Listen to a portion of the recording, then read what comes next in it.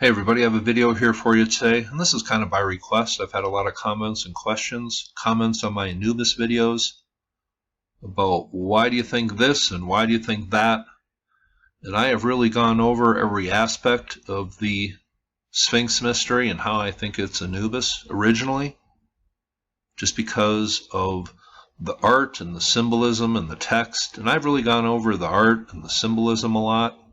But I haven't really gone into the text for a long time, and I found a really good article that I want to share. Now, those of you who think originally the Sphinx was a lion, well, I did too, and I even made some videos, I believe, where I put in Hancock and Bouval's theory in some of my videos, and it made perfect sense to me. And then I really researched it once I came across the Anubis theory by Robert Temple in his book, The Sanctuary of Anubis, The Sphinx Mystery. Well, I looked into it, and everything I found, it pointed to Anubis. But the text, I think, is the most important. But my thoughts on Hancock and Bouval's Orion theory, well, I think it's fine without the Sphinx. I think with just the pyramids and the Nile, it's fine. But I didn't find any evidence of it from the ancient Egyptians that it was originally a lion. And really, it doesn't become a lion till the Greeks move in about 400 or 500 years ago. And then they turn it into a sphinx to associate it with their mythology. If you would have said the Sphinx prior to 2,500 years ago in Egypt, nobody would have known what the heck you were talking about. But let's uncover the mystery through the words of the ancient Egyptians themselves, coming from history around the Old Kingdom, the first through 5th dynasties. Now, I am just going to read from the most important funerary text, and these were put in the coffins and the tombs of the pharaohs of the 1st, 2nd, 3rd dynasty, and these are very important. The priest decided these were the most important phrases or verses to put in tombs. Now, these are the most common phrases for Anubis coming from the funerary text, which includes the Book of Gates, the pyramid text, the coffin text, and others. And these are the letters that the symbols represent, and this is the translation that we get. Anubis the embalmer, he who is in the place of the embalming, and I have gone over the 4th original pyramid of Giza, that little structure down by the Sphinx that has a little causeway coming down to an ancient harbor. It is King Kaui's tomb in the standard model of history. That was the original place of the embalming, and then they would go on a symbolic journey on a boat, representing, and the Nile would represent the Milky Way. That's the way it went on before the 1st dynasty of Egypt, and in the very earliest dynasties, in my opinion, because that's what they tell us. Now, if you read, Anubis is directly connected to the mummification process, and they go over it. And here is King Kaui's tomb, they call it, just because of the structure on top of this original structure that's made right out of the original bedrock. But here you see this causeway coming down, and they have found an ancient port down here. And here is a pic of them working on it. They found an ancient port at the end of this causeway, coming from this original structure that now has an Old Kingdom tomb built on top of it. And that's how we get its name today.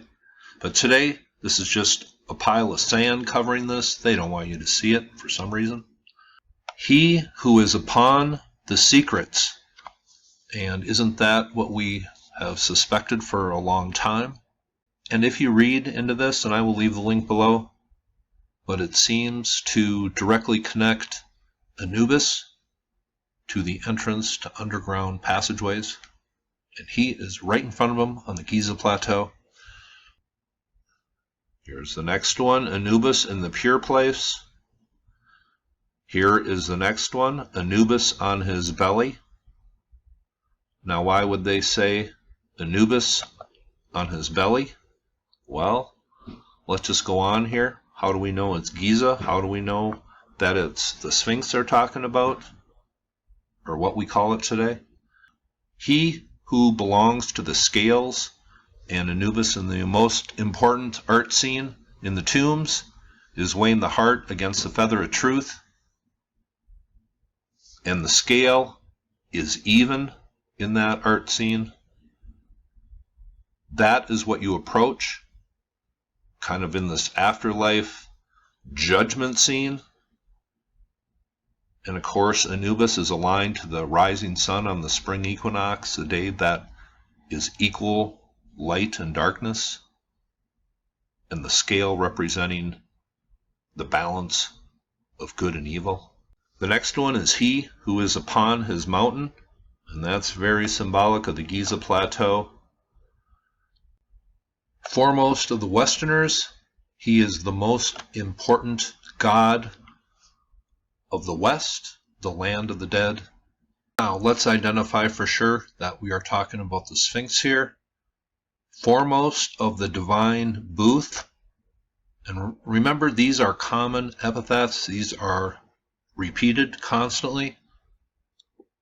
Foremost of the divine booth, also Lord of the divine booth. That is a common theme.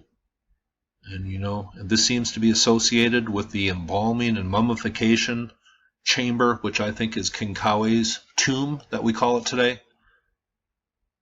They are associated. What is the divine booth?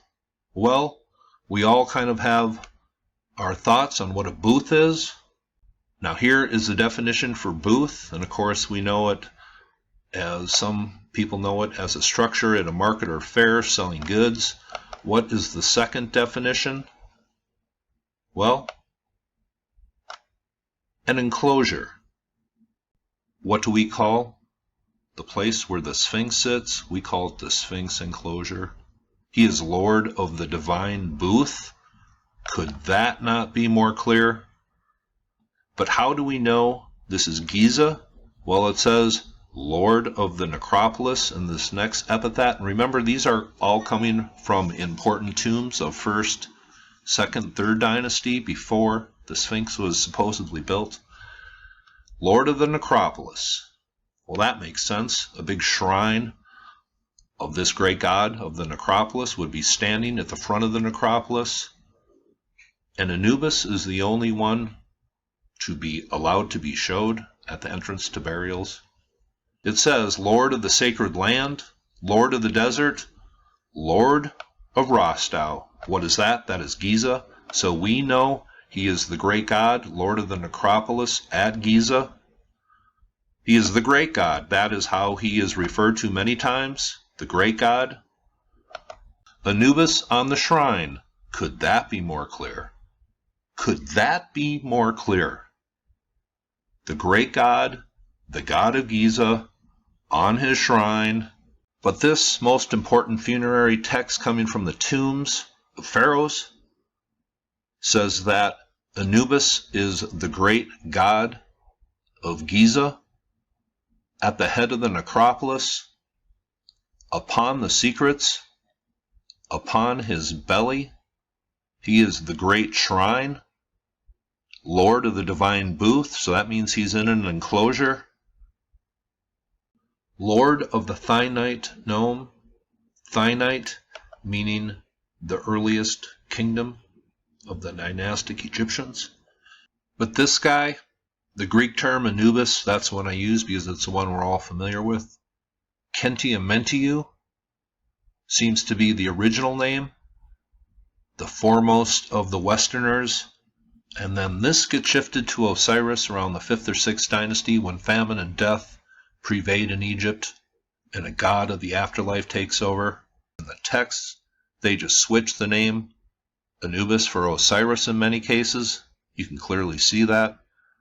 So this clearly identifies Anubis as the original form of the Sphinx in very clear terms.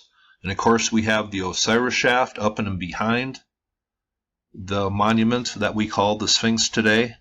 And in previous texts I have gone over how Anubis is constantly referred to as the guardian of Osiris, and he is upon the box coffin of Osiris, and he guards the gates of heaven. And that Osiris shaft that goes down for quite a ways and has that large sarcophagus, well, originally above it, it had 7. And is there an answer for those? Well, on this website here, it goes over Anubis and how he appoints 7 spirits, Kesta, Happy, Temutef, and I'm not going to pronounce these other ones, but he appoints 7 spirits to be the protectors of the dead body of Osiris in the holy place of Osiris. So does that account for the 7 sarcophagus that were originally above that large mysterious sarcophagus at the bottom? I think that's a great answer for that. But people have wondered and asked me a lot of questions about the construction of the head. Should we assume it was even stone? And remember, from like the collar down is pretty much what we see on the Giza plateau today, especially with the paws extending here. Remember, there's a hole on top of the head right here. Was that a base for a head? Well, that is stuff I wonder about. But one thing I know for sure, the text certainly identifies the original god of Giza and the monument we call the Sphinx today. The Egyptians were not kidding around in their most important ancient text. They were telling us the way it was. Anubis was the original shrine. I will leave the link for this below. This is the best article on Anubis that I've ever read. So if you want to look into it further for yourself, go ahead and read this. And if you have always wondered about the underlings of Anubis, such as Anpu and Wepawat and other canine gods, this paper gives a great explanation of their roles. The history of what we call the Greek term Egypt goes back a lot farther than the standard model history states. This was the original shrine. I just explained why in the text. Hope you thought that was cool, and you all have a very nice day.